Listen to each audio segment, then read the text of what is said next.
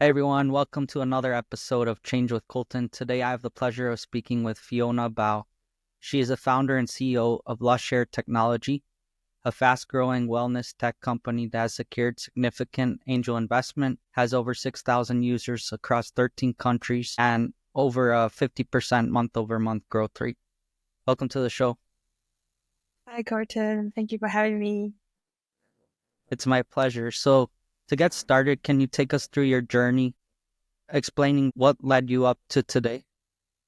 Sure. So I actually started last year while I was still in the university. I'm majoring in bioengineering and having hair loss issue myself. So then I realized for like people like me back then with student budget, premium and precise skincare and hair care is very unaffordable and exclusive. So that's when we started looking into like digital solution and like intelligent solution for doing that.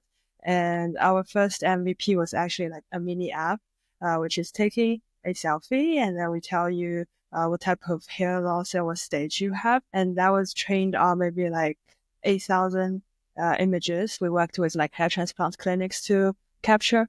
And then we realized we have 400 organic users within 3 days, which is quite impressive with like no ad investment. That's when we decided to be more serious about it and then actually look into what the dermatologists do and what we can actually contribute to make it more accessible and affordable. And that's also how the company came into place. So the vision is to provide AI-driven solution for dermatology or powering everybody with a AI agent for dermatological problems. And our first flagship product is Lushair. So it's like a hair analyzer, and then you can understand 14 different parameters about your hair, including follicle, hair, oiliness, dandruff, keratinocyte, and then you know like how to act towards it, including shampoo to use, supplement to take, lifestyle to change. Awesome. Thanks for sharing that. Before we jump further into what you're doing now, can you tell us the story about when you first came to the US for your internship? Sure. So yeah, actually I found it so surprising that our recording platform is also called Riverside. So 6 years ago, I was doing an internship in Riverside, California, and I was still freshman year of my uni. So I was like trying to test everything out and see what's the kind of project that I'll be interested in. And actually, the project I got in Riverside was a museum and help with their marketing and social media. And most of the staff there are actually volunteers of the local communities. And we got there with like this whole cultural immersion program so that we can actually be like part of that and bring our young student inside to like the museum's marketing and the social media platform, because most of their visitors is actually younger generation who wants to learn about like the Air Force history or just to like interested about aeroplanes. And we were just making like brochures, bettering their website. And that was like really new exposure to me as well, because like for bioengineering study, it's more like in the lab, you write essay, you do test instead of like all this creative work. And I guess that also sparked something inside of me that maybe like sometime in the future, I want to also create some sort of like new product and innovation and like push it out to like the general public. Yeah. Very insightful stuff there. So, through your time in your internship and studies leading up till now, are there any other lessons that you've learned that you're implementing at Lushair? So yeah, for me, I would say I'm more like this type of person who will just do it first, figure out later. So during my university year, after the museum internship, I just kept on doing internship every year. And I also worked in like big corporates and also like startup, unicorns, and even international organizations. I was just also finding the best pace for myself. And after 4 years of the bachelor study and the internship altogether, I realized my passion lies in startup and entrepreneurship.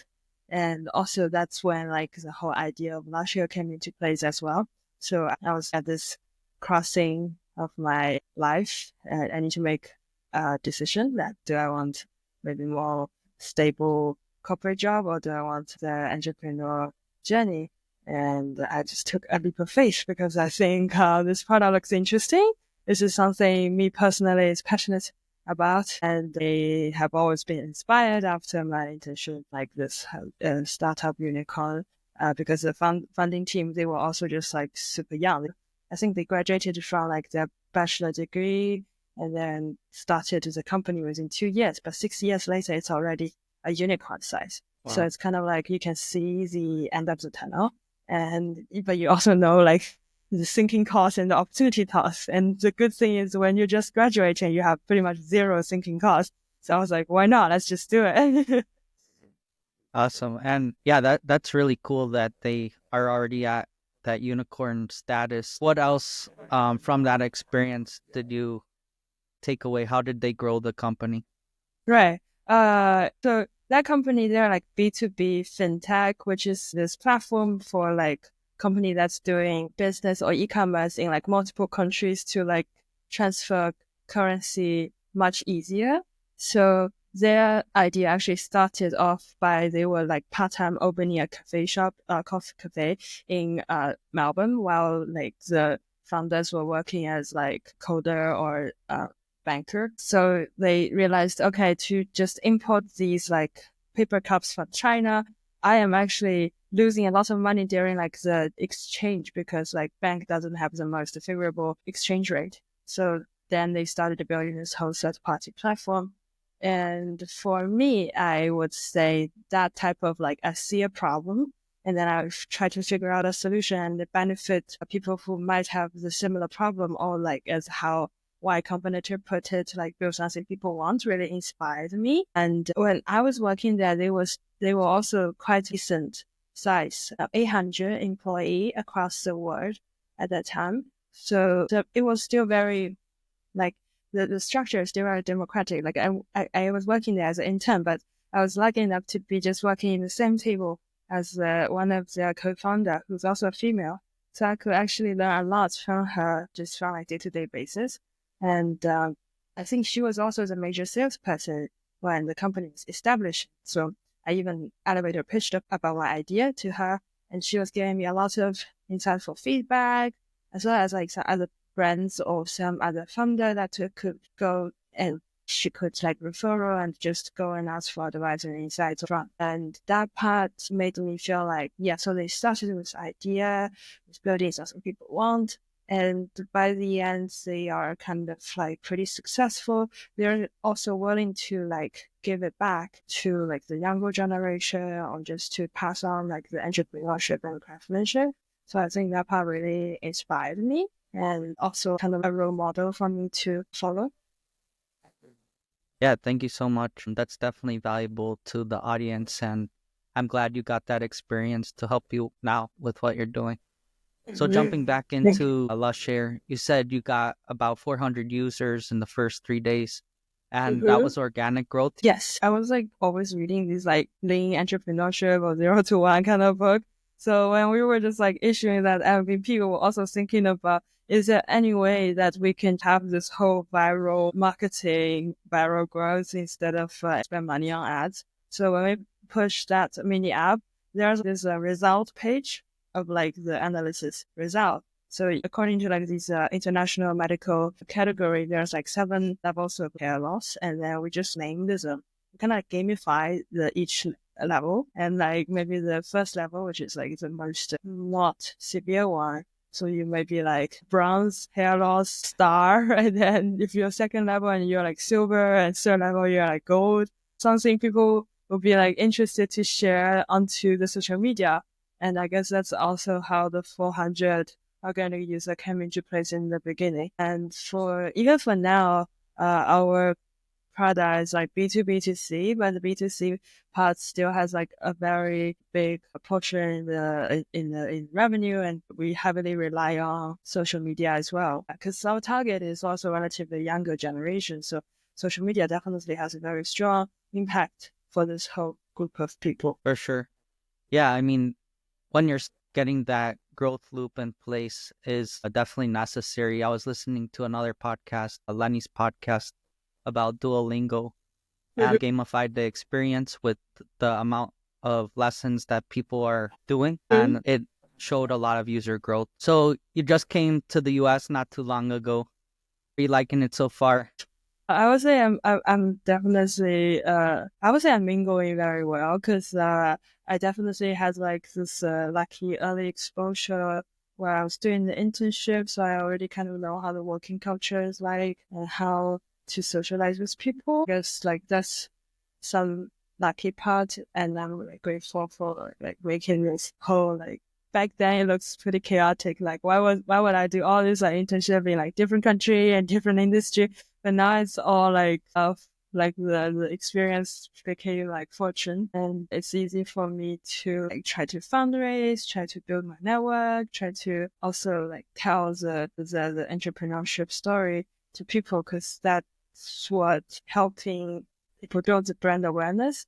And then when they like the story, they also like the product, they like the company, and that's the important part. Yeah, for sure. I think you're definitely putting yourself out there and connecting with the right people. I had the opportunity to meet you for coffee and see the product, and I think it's really useful and see the vision for the company. Do you have any other tips to people just wanting to start their business, or other lessons or adversities that you faced?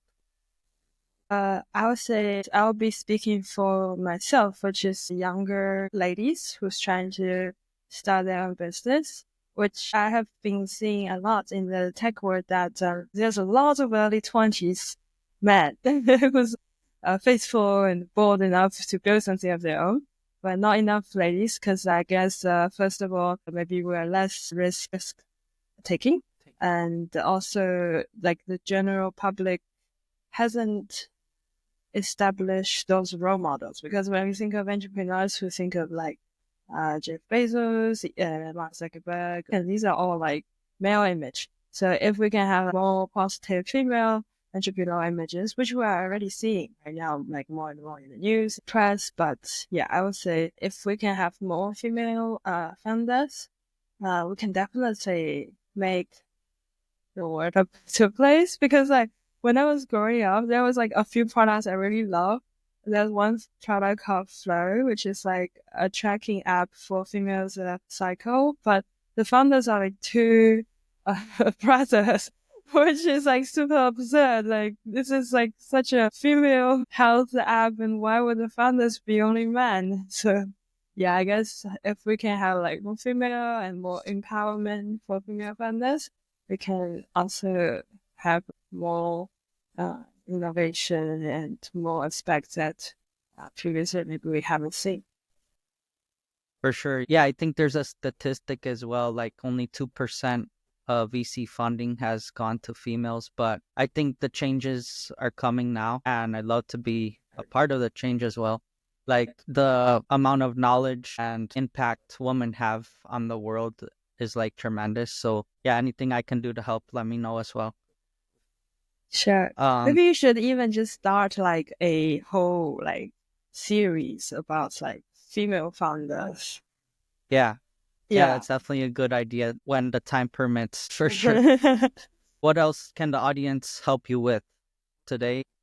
I would say for our product, we were mostly in Asia last year. We were featured in all the top media and top retailers in Singapore. But Singapore is a very small country, so that's kind of like our starting point. And US would also be giant and massive compared to Singapore. And we are confused right now. It's like, where can we reach out to press? Where can we reach out to like the outlets, the channels? Where can we reach out to like influencers? Because if we don't necessarily have like the local network or the local endorsement, it could be difficult to persuade these people to work with us as well. So I would say if there's any people from the audience that have a network of that or just like industry experience, really grateful and happy to chat about it because we do have like good product, a working product. We were looking for uh,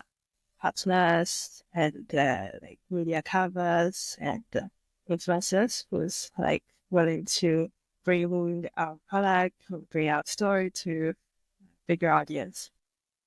For sure. Yeah, let's definitely spread the word. So yeah, moving on to the last section of the show. I call it Idea Factory. Do you have any other ideas for aspiring founders if they want to take that leap into entrepreneurship to pursue? Mm-hmm. So I guess the change need to happen mentally, because for me it was also a major decision when I decided to be a full-time founder.